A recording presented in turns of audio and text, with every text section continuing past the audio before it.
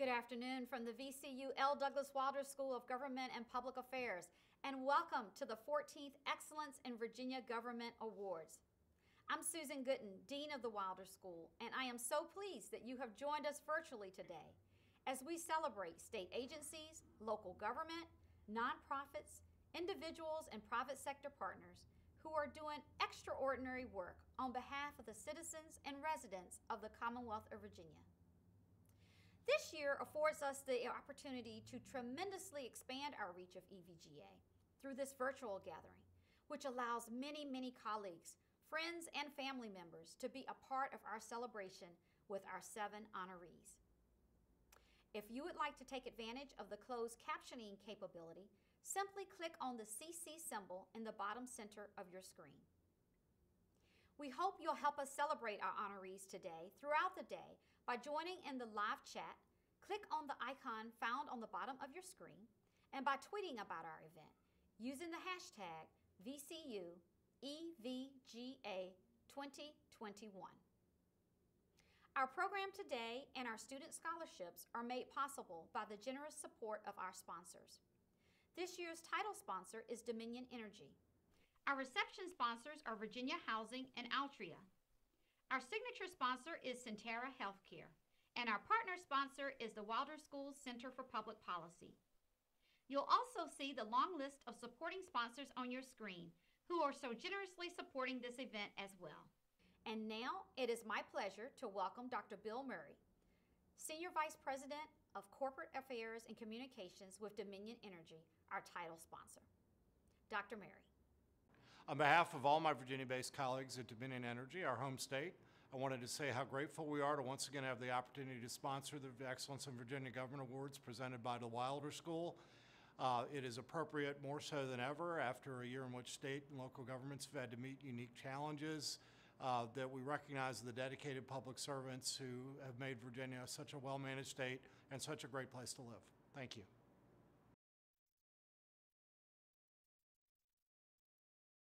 Thank you, Dr. Murray and Dominion Energy, for your generous support and sponsorship. Despite the challenges of the pandemic, I am so proud to share that we have had an extraordinary year here in the Wilder School, moving up to number 38 in the U.S. News and World Report's ranking of public affairs programs. Not only are we now ranked in the 15th percentile of all programs, but this is actually the highest the program has ever been ranked in the history of the Wilder School. We've also been recognized with rankings in 3 specialty areas: Public Management and Leadership, number 34, Urban Policy, number 28, and Social Policy, number 19 in the nation. Our Wilder School faculty are providing valuable research and data to policymakers, and our students are making important contributions throughout the Richmond area as interns and Wilder Fellows. I am so pleased and honored to introduce our school's namesake, the 66th Governor of Virginia, L. Douglas Wilder. Governor Wilder's career in public service spans more than 50 years and includes many historic milestones. He is the first elected African-American governor in the United States. And Governor Wilder has celebrated many important milestones more recently, including his 90th birthday and his 25th anniversary with VCU. We are so proud that he continues to serve as a distinguished professor at the school that bears his name. Governor Wilder. This year's event coincides with another stellar achievement. Dean Susan Gooden was selected jointly by the American Society of Public Administration and the National Association of Schools of Public Affairs and Administration to be the recipient of the Charles H. Levine Memorial Award for Excellence in Public Administration. This award is given for indelible achievements in teaching, research, and service. She is the first person to receive this award in 6 years, and she happens to be the first African American ever so to receive this award. And so we are so thrilled to see others acknowledge what we readily observe here.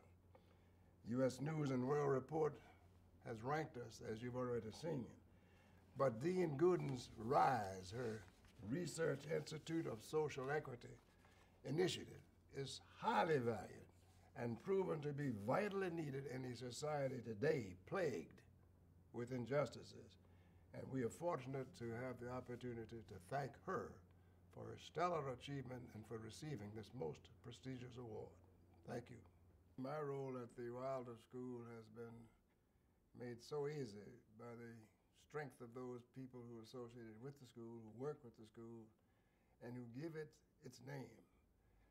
It was just so refreshing and beautiful to hear you tick off the statistics as it relates to where this school stands and where this school ranks nationally, statewide, and wherever else people are measuring the accomplishments of those charged with the responsibility to educate those entrusted to their care, to educate them, not masquerade the education. This year we're struck with the malady and the tragedy of a pandemic. This has forced us to revalue and to reconsider the role of education. We see what it does in K through 12. And for those who are entrusted to our care, when they get to us, we have that responsibility to charge them further and to carry them further. Our ranking says so much, and yet that ranking means nothing unless it's the replanting of the crop on a regular basis, bringing in new faculty, strong faculty, diverse faculty, making certain that what we do is what the highest examples and the values of public service and citizenship would demand. I can't tell you how pleased I am with your stewardship in guiding us to this very lofty position nationally and statewide. In addition to recognizing our outstanding honorees, today's event also raises important scholarship funds. Each year, both an undergraduate and graduate student in the Wilder School are awarded Excellence in Virginia Government Award scholarships. Our undergraduate recipient is Naja Shaza. Between work, a double major, and a minor, Naja is having a demanding senior year at the Wilder School. A native of Indonesia, she is majoring in both urban and regional studies and homeland security and emergency preparedness, while also minoring in Spanish. Naja says that the EVGA scholarship has helped reduce the financial burden she has had this year, especially given the challenges of the pandemic. Congratulations, Naja. While finishing her Master of Public Administration degree at the Wilder School, Summer Morris has worked full-time as the council liaison for Richmond City Council member Michael Jones. Summer says her career and academics are focused on using public policy to address systemic inequities. She further notes that she is grateful for the support towards her education through the EVGA scholarship, as she will strive to be an effective public servant when she graduates this May. At this time, we are honored to hear from VCU President Michael Rao. Dr. Rao became the 5th president of VCU and the VCU Health System in 2009. U.S. News and World Report ranks 22 graduate programs at VCU in the top 50, and the Wilder School is very proud to be in that group at number 38. Dr. Rao. And now we are ready. Thank you so much, Dean Gooden. It's a pleasure to be here with all of you, Governor Wilder and other distinguished guests. I am so proud of VCU's nationally prominent Wilder School's role in educating and really shaping those who are dedicated to public service, the kind of public service that we need. Wilder School students are taught by the very best faculty, and they're absolutely leaders in the world that we need today to help advance all of the reasons that we have government for all. Wilder School is among the top 15% of graduate schools of public affairs. And as you know from all of us telling you many times, it's ranked 38th in the nation among public affairs programs. And by the way, that includes being in the top 20 among social policy programs. This is a school committed to the engagement, inclusion, and well-being of all people. And I expect these numbers to rise every single year for good reasons. I'm also very, very proud of VCU and the Wilder School's establishment and commitment to sustaining the EVGA awards, now in the 14th year. And under Dean Gooden's leadership, the Wilder School has taken this event to great new levels, as we've actually had to even change modalities to online to celebrate. Because of this pandemic, it's gotten even better. And what's incredible is that we have the highest attendance we've ever had, and we have received the largest number of dollars above our fundraising goal on record. By the way, this will accrue to the benefit of worthy Wilder School students in the form of scholarships that they need. Congratulations on achieving these stellar records, and I look forward to yet new records next year as we induct our 15th cohort of EVGA honorees. It's my honor and pleasure to briefly acknowledge the genuine excellence of the awardees being recognized today. I've had the pleasure and honor and privilege of working with most of them, and I can tell you these are very good people doing everything in their power to make government work for everyone involved. True to the title of this event, these honorees reflect in so many ways the work and mission of the Wilder School itself: commitment to advancing equity, good government, and doing the hard work to ensure that every voice is heard at all levels of our public institutions. I want to say congratulations to Nadia and Summer, our student scholarship recipients. And again, congratulations to all of you for helping us to hold up the highest ideals of public service. I am so pleased to be here to honor you and to look forward to congratulating you in person as soon as we can. And now we are ready to share more of the amazing stories of our honorees. I'd like to turn the microphone over to Dr. Bob Holsworth, who established the Excellence in Virginia Government Awards back in 2004 when he was the founding director of the Wilder School. Dr. Holsworth recently served on VCU's Board of Visitors, and he is now a managing director at DecideSmart, which provides consulting services to both private and public clients. He's also a frequent political commentator on WTVR-TV here in Richmond. Dr. Holsworth.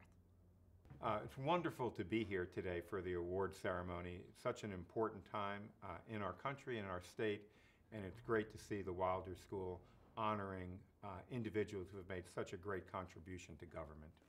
Our first award today honors an organization or individual who displays a sustained commitment to securing equal rights and justice for all people by empowering citizens. The Hill Robinson Expansion of Freedom Award is named for attorney Oliver Hill and Judge Spotswood Robinson.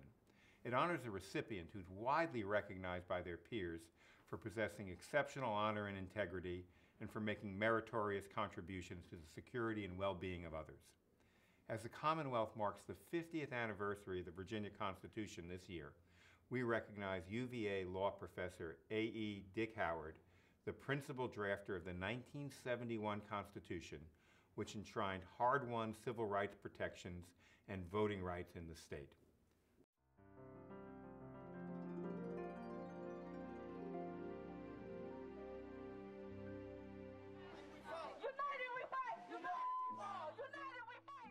The 1960s were a benchmark in the story of America.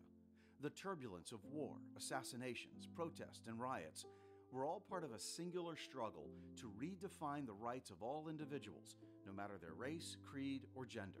The resistance to that change was deeply rooted in misinformation, bigotry, and hatred from generation to generation. The clashes were inevitable. So too was change. In the midst of all this turbulence, or perhaps because of it, Virginia Governor Mills Godwin realized Virginia needed its own transformation. Its current constitution, drafted in 1902, was a pantheon to white supremacy, holding back Virginia's educational and economic progress. It was a thoroughly racist constitution that was built on white supremacy, Anglo-Saxon superiority.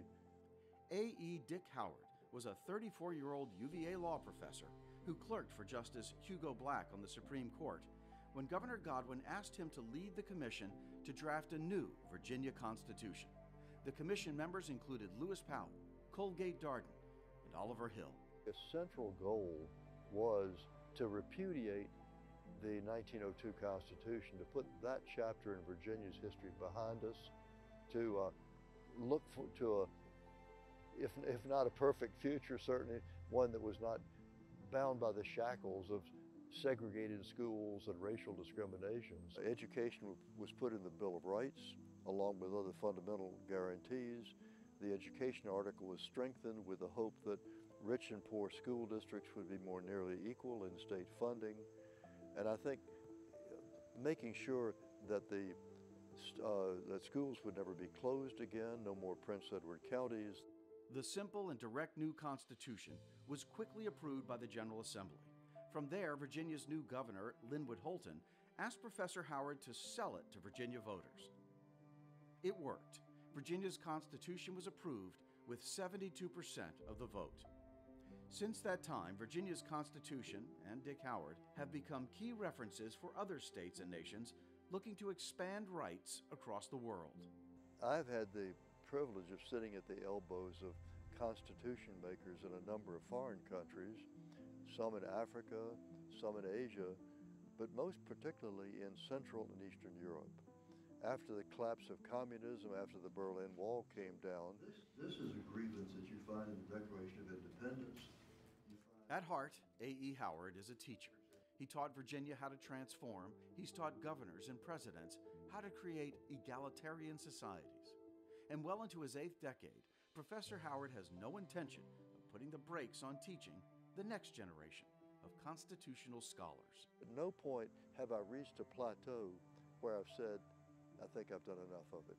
But I just love my students. They're so engaging, and the conversations I have with them in the classroom and out is really part of the vitality of life for me.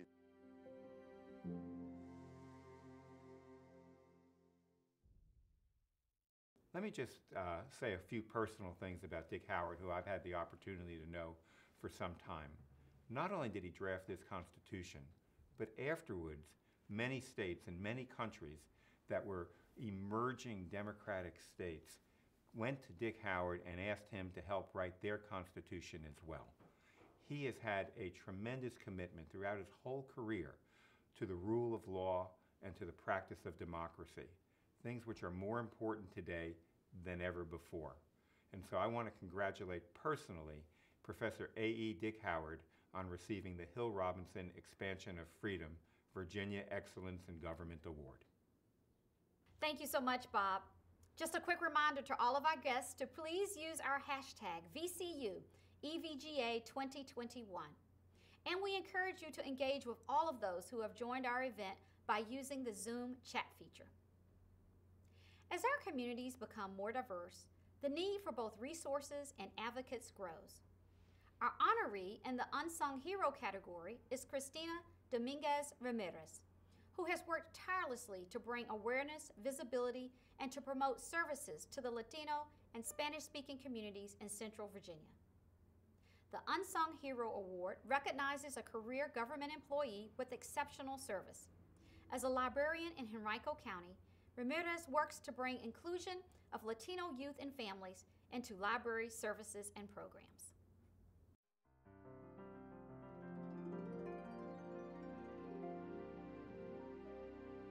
Gracias a tu ayuda, mi hijo pudo acabar su estudio o sacó una A en su clase.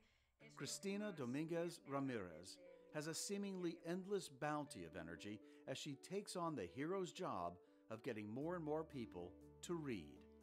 Her typical schedule includes being a full-time Henrico County librarian, hosting a monthly radio program, putting in hours of volunteer work, and serving on numerous community boards. Christina's sense of service, her joy of learning, and her love of libraries is deeply rooted in her childhood. So I grew up in a home where both my parents taught, and education was a big deal. And so we would go to the library all the time. And my father just said one day, well, have you thought about being a librarian? And that was it. So the light bulbs went off.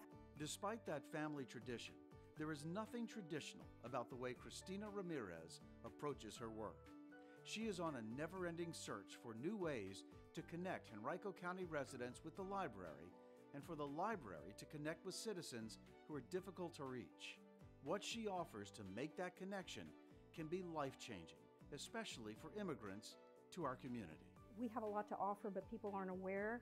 That's when I feel like I can make a big difference, and that feels really rewarding. Like Rosetta Stone in particular, like when I tell people, if you just get a library card with Henrico, you can get free Rosetta Stone, people can't believe that. And that's one example that people really, especially if they're studying English as a second language. There is routine, of course, working the front desk, helping a patron with technology, assisting a student who's researching a paper. But so much of her focus is on Henrico's growing Latino community, seeking to create their own path to the American dream. Trabajadores bilingües, todo eso para las bibliotecas en sí. We have her on the radio monthly, and she connects with the Latino audience that way, which would be an avenue that we never had contact for previously. So she's able to make connections in the community using all sorts of media, and hopefully the community will return using any type of media they would like to connect with us and get what they need from us. And Christina also serves her colleagues, often called upon to lead training on a variety of subjects, including diversity, equity, and inclusion. She believes a library must work diligently to serve all members of the community, and that its employees reflect that community. I think in Henrico we have 100 and something languages that are spoken, and I would just love to see more people join library staff, join all agencies, but join the library so that they can then turn around and help their communities. The magic of the written word has taken entire populations of people into new worlds, worlds that can help each library visitor create a better future for themselves. That goal will always fuel Christina Ramirez's already considerable energy. She's very dedicated to her goal, which is to connect the populations that she sees as not being served or not even knowing that we're here to serve them. She is very energetic. She gives 120%.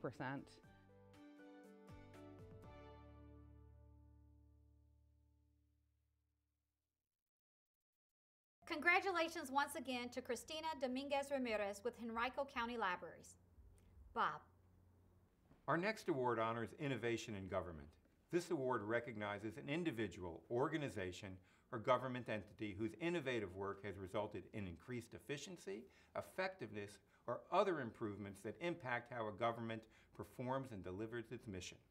In 2014, the Virginia Department of Juvenile Justice began an ambitious transformation plan. The results are extraordinarily impressive, as Director Valerie Boykin and her team have seen dramatic gains in the positive outcomes for the thousands of youth and families served by DJJ.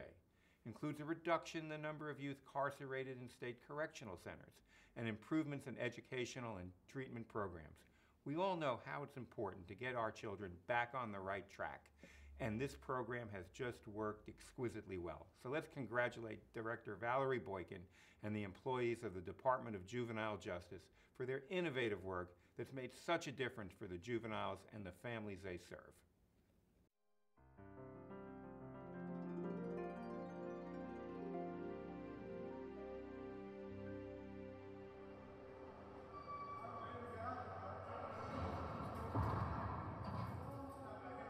On any given day, nearly 50,000 young people in the United States find themselves incarcerated. Most of them are held in restrictive, correctional-style facilities after running afoul with the juvenile justice or criminal justice systems. In Virginia, much of that changed in 2014 with an innovative plan developed by the Secretary of Public Safety and Homeland Security and the Department of Juvenile Justice. The plan set the stage for a dramatic change in the way Virginia treats youthful offenders. We undertook efforts to reduce the population, reform the system, and replace our adult-like prison facilities for juveniles. And since 2014, we have been working diligently. We've had a phenomenal team at the Department of Juvenile Justice, and we've had success, and we're very proud of our juvenile justice transformation here in the Commonwealth of Virginia. Using the 3 R's as the building blocks, reduce the population, reform the system, and replace adult-like prisons, the Department of Juvenile Justice closed 2 youth facilities and reinvented the Bon Air Correctional Center. While the department has nearly 5,000 people under some kind of supervision, more than 90% are now being supervised in their communities through diversion, probation, or parole. So we have an incredible staff here at the Department of Juvenile Justice. Folks who like working with kids, who believe in kids, who believe in the power of resilience and redemption. And so staff have totally embraced our transformation efforts. It was a painful process in the beginning because we required people to change their thinking, change patterns of behavior and practices that we've used for decades. A key goal centered around keeping young people out of court while also providing services in the community through partnership with organizations like the Annie Casey Foundation and fellow state agencies, while also expanding the private service providers network. A 30-year veteran of the juvenile justice system, Boykin says a key element to reform must include a focus on equity. Our population is largely African American and Latino. We have a great overrepresentation of those two populations, and so we want to make sure that our practices are fair and equitable in how we treat people and how we work with them. So it's not all about punishment. In many ways, it's really about being using a balanced approach with them. How do we hold them accountable while still teaching them skills and helping them become better citizens when they go back into their communities? The results of this innovative transformation over the past 6 years are indisputable. Fewer state-run youth correctional facilities, nearly half the number of youth housed in state facilities, a network of more than 150 community-based service providers, and most importantly, better outcomes and brighter futures for young people and their families.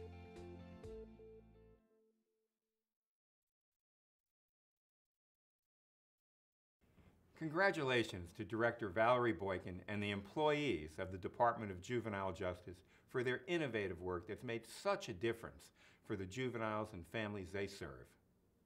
Thousands of children in the Richmond area had a safe and fruitful start in life thanks to the dedication and vision of our next honoree, John C. Purnell Jr., who served as Executive Director of the Friends Association for Children for over 40 years. Purnell skillfully helped at-risk children and families overcome prejudice, economic disparity, and many other challenges. Purnell is the recipient of the first Excellence in Virginia Government Grace E. Harris Leadership Award, named for VCU's former provost and trailblazer, Dr. Grace Harris.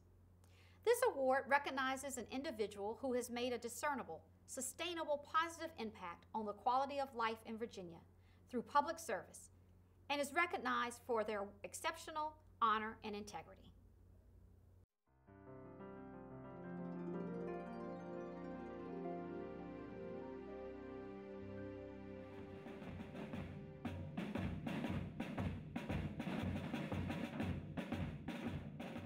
The afternoon sounds echoing through the halls of Friends Association for Children are music to the ears of John Purnell Jr. As director of the Friends Association for more than 40 years, his vision, energy, and belief that all children and their families need the support and resources to succeed remains woven into the fabric of Friends. Well, Friends never leaves me, to be very honest. And, you know, I am just so pleased to know that the agency continues to go. And when you stop to think about an organization that was founded in 1871 and that has been flexible in being able to respond to the changing social needs, and to realize that there's enough of a foundation for the current leadership of this organization to have a vision for what is needed now and into the future, that's reassuring. It's really reassuring. Friends not only provides critical pre-K programs, they also provide young people and their families services to help them develop skills to be successful at school, work, and at home. Purnell significantly expanded Friends' footprint in the community during his long tenure, but perhaps his most enriching legacy is the establishment of the Friends Music and Performing Arts programs. This was considered a novel approach decades ago, but the dedication of Friends staff, volunteers, and the community have made that approach continue and flourish over the years. The introduction of music and performing arts to our children was ahead of its time, and just a simple participation in a music or performing arts program is something that will position every child to do better in math, in science, and in how they socialize with their peers and with adults that they engage with. So I think the introduction or the establishment of our music education and performing arts program here at Friends has had multiple-fold impact on all that we try to accomplish. State Corporation Commission. Supplemental plans are very flexible and allow you comprehensive coverage. While John Purnell has accomplished much in his career, this is not a man known to rest on his laurels. After retiring from Friends, he sought a new way to give back to the community.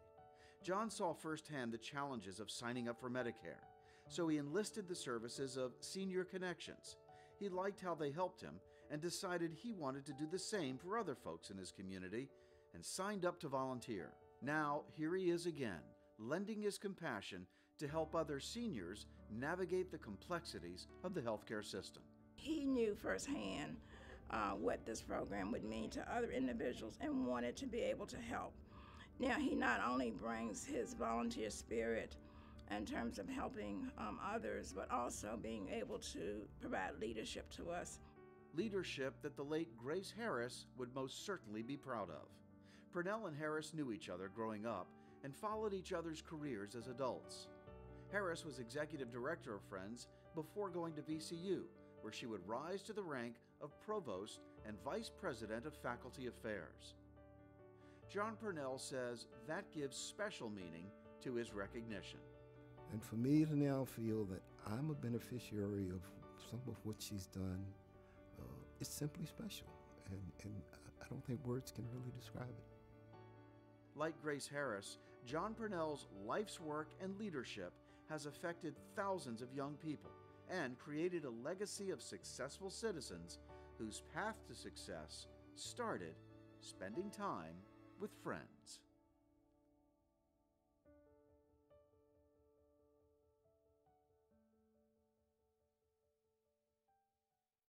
Congratulations to John Purnell Jr., recipient of our inaugural Gracie Harris Leadership Award. The Community Enhancement Award recognizes an outstanding commitment to improving the quality of community life in Virginia. Our honoree in this category is the Health Brigade, formerly the Fan Free Clinic. Started more than 50 years ago, Health Brigade annually delivers health services to more than 10,000 people in Richmond and 22 surrounding counties in a caring and non-judgmental environment. Their work truly embraces and enhances our community.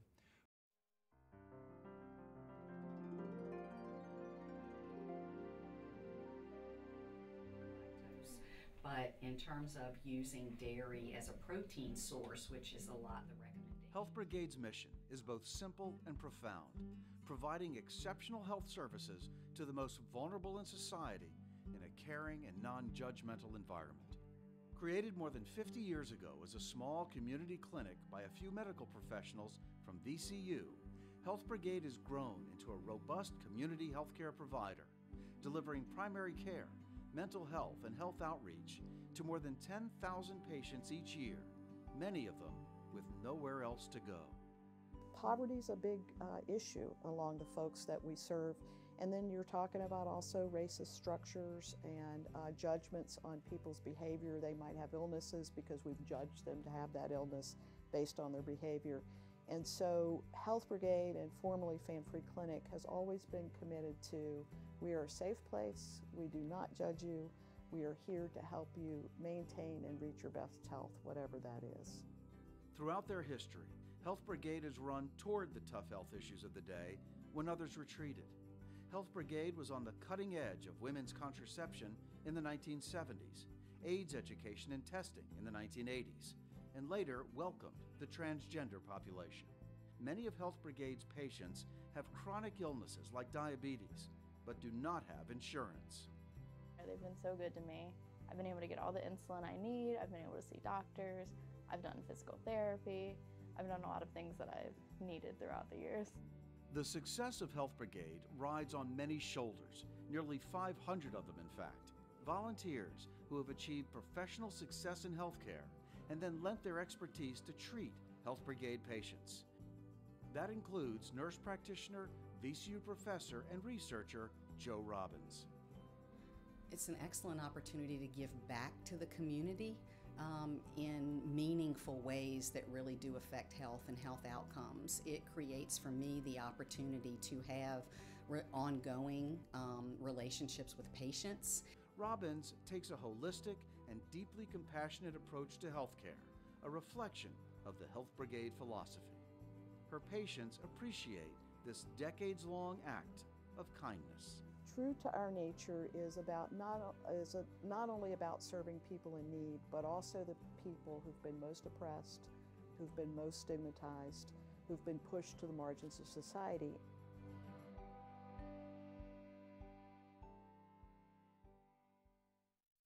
We salute Executive Director Karen Legato, along with the staff and volunteers for their outstanding commitment to serving the least served and improving the health and quality of community life.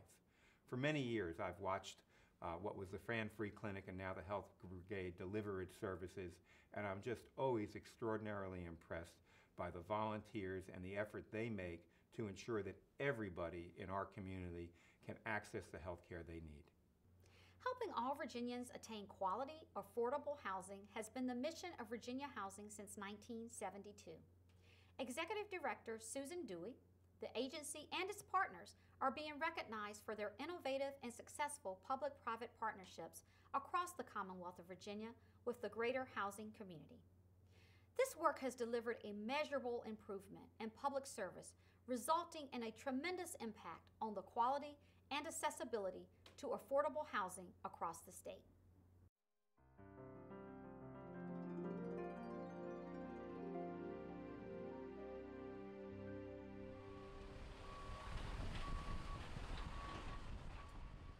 The pace is unrelenting. The progress is palpable as Amazon's HQ2 takes shape in Arlington. A huge win for the Commonwealth, but one that caused concern in Northern Virginia, where housing is already so expensive. This is where excellence in government can enhance the success of a new business venture. When the deal was announced, Virginia Housing went to work, partnering with local community groups to develop innovative solutions for affordable housing and to pledge $75 million over 5 years as seed money to help ensure the success of this endeavor in the region. The first $15 million has already helped to take a 30-year-old apartment building, 326 units, in which we've been able to put 114 units of workforce, and the rest is affordable to lower income people. It's already doing tangible things on the project level. Created in 1972 by the General Assembly to help Virginians attain quality, affordable housing, Virginia Housing accomplishes this through a myriad of programs and partnerships. The operating philosophy is simple yet profound. When homes are affordable and accessible to jobs, good schools, and transportation, everyone benefits. The key to this effort is Virginia Housing's ability to develop strong partnerships that become the foundation of this success. And that's really critical because we could not accomplish our mission without those partnerships. And that includes realtors, lenders, nonprofits, developers, General Assembly members, and state and local officials. They're all critical to our success and to furthering the mission of affordable housing in Virginia. Virginia Housing sets aside 60% of its net revenues for the REACH Virginia program, short for Resources Enabling Affordable Community Housing in Virginia. Tens of millions of dollars are set aside each year to make certain they are serving the most difficult housing needs across the Commonwealth. In Charlottesville, Virginia Housing used REACH dollars to partner with the developers of Carlton Views, where low-income seniors have access to quality health care and a healthy place to live. Another REACH initiative is reaching out to some of Virginia's most vulnerable citizens at Seaside Harbor in Virginia Beach. Fortunately, the Lawson companies, working with some of our partners, Samaritan House down there, have found a way to serve the needs of not only low income, but people with disabilities. And that's a critical need in housing. And to be able to do that in a high-cost area like Virginia Beach is phenomenal. In Richmond, the Better Housing Coalition develops, owns, and manages affordable housing communities like Lincoln Mews in Northside and Market Square in Chesterfield. They also provide services for families so they can thrive in the greater community. Virginia Housing has been a critical partner for our 30-year success. They've provided an allocation of housing credits, they provide construction financing, mortgage financing, but more importantly, they've helped build our capacity by investing in our organization to get stronger. Through strategic investment, innovation, and partnerships across the Commonwealth, for nearly 50 years, Virginia Housing has met its mission to help Virginians attain quality, affordable housing and transform the lives of thousands of individuals and families. Virginia Housing is one of the highest ranked state housing finance agencies in the country, and we're so fortunate to have them here in Virginia. And they understand the importance of what home does for the Commonwealth, for localities, and for individual families to be their best selves.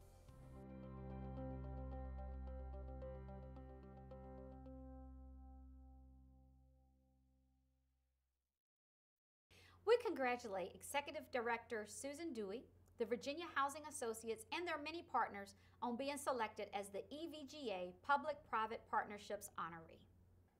I am called upon likewise to recognize the accomplishments of an individual serving in the United States Congress today, Robert C. Scott. Bobby Scott came to the Virginia House of Delegates when I was in the Senate, came to the Virginia Senate when I was in the Senate, and was one of those persons who orchestrated the move to say, why is not Wilder qualified to be Lieutenant Governor, and circulated the petition amongst our colleagues in the Senate, and they had to agree that I was at least qualified. And so, Bobby, you've borne your mantle well. You've done so much in terms of carrying that same degree of attitude and disposition to the U.S. Congress, being the first person of color to be so elected since John Mercer Langston in the Reconstruction days. Poor John Langston had to fight for two-thirds of his tenure. Elected for 2 years, he spent 18 months fighting to even show that he was entitled to be the congressman from that district. And I recall when we were carving up the state in terms of redistricting, to be certain that we could have someone like you represent us. Bobby Scott represented Norfolk, he represented Petersburg, parts of Norfolk rather, Newport News, Hampton, and the city of Richmond. I said, good gracious, how could you do something like that? Well, that's one way to be certain that we have certain people voting. There's one way to be certain that we have him there. He's now the chairman of the Committee on Education and Labor. He's also a ranking member by seniority of the Judiciary Committee. Now, what are people speaking about around the nation today, more so than education and criminal justice reform? Bobby Scott's there. He hears, he listens, he attunes himself. You call him, he responds. He is not there for Bobby Scott. He's there for the people of Virginia. He's there for the people of America. And I'm proud to call him my friend. We salute him and we congratulate you. God bless. And you're most deserving of this lifetime award of exemplary leadership in Virginia. God bless you and thank you.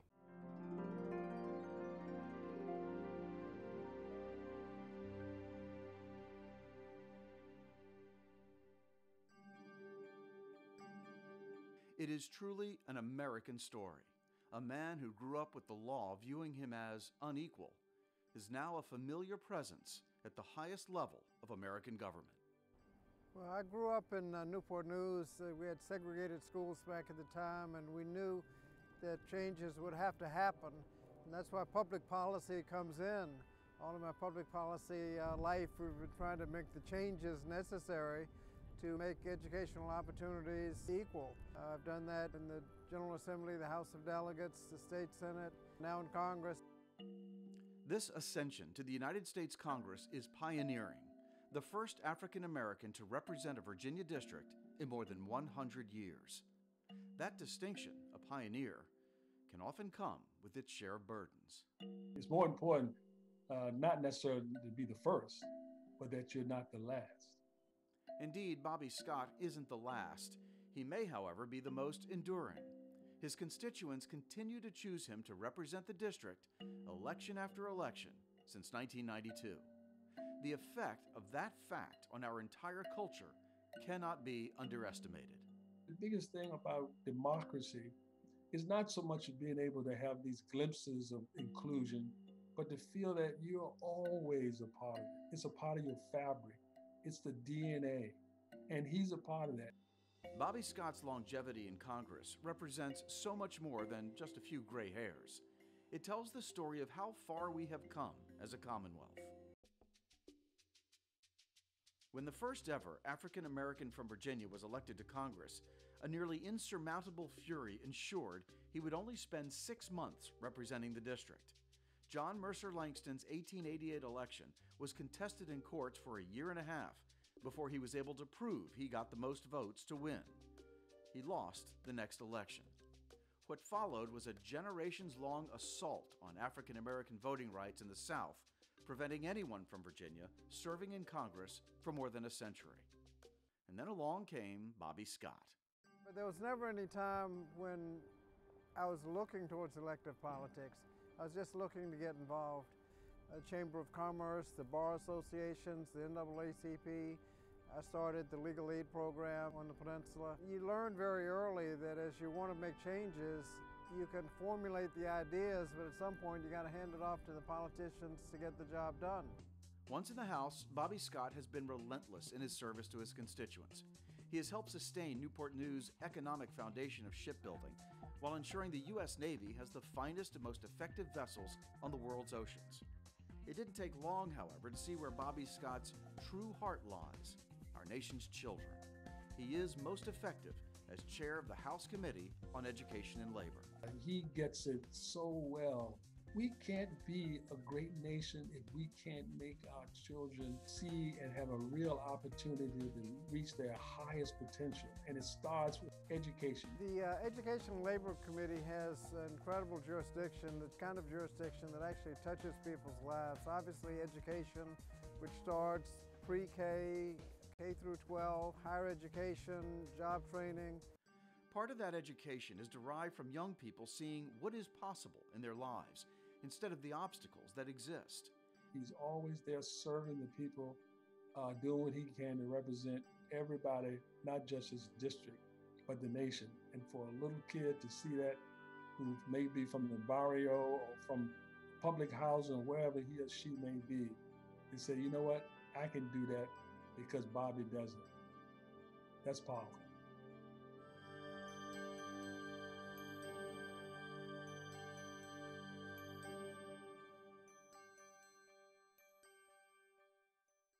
Thank you, Congressman Scott, for all that you have done and continue to do, not only for the district you represent, but for all Virginians. Congratulations again on your Lifetime Achievement Award. Thank you, Governor Wilder and Dr. Holsworth, for your vision in creating the Excellence in Virginia Government Awards. And thanks to all of you for attending today to honor these outstanding individuals and organizations and to support the L. Douglas Wilder School EVGA scholarships and, most importantly, our students. We'd also like to thank all of our sponsors again. Our title sponsor, Dominion Energy, our reception sponsors, Virginia Housing and Altria, our signature sponsor, Centera Healthcare, our partner sponsor, the Wilder School Center for Public Policy, and our many supporting sponsors. We are very excited to announce that through a special partnership with WTVR-TV, we will have an encore presentation of today's celebration with a 30-minute broadcast called The L. Douglas Wilder School Honors Excellence in Virginia Government, next Thursday, April 22nd at 7:30 p.m. We hope you will tune in. Thank you again so much for joining us this afternoon, and congratulations to all of our honorees.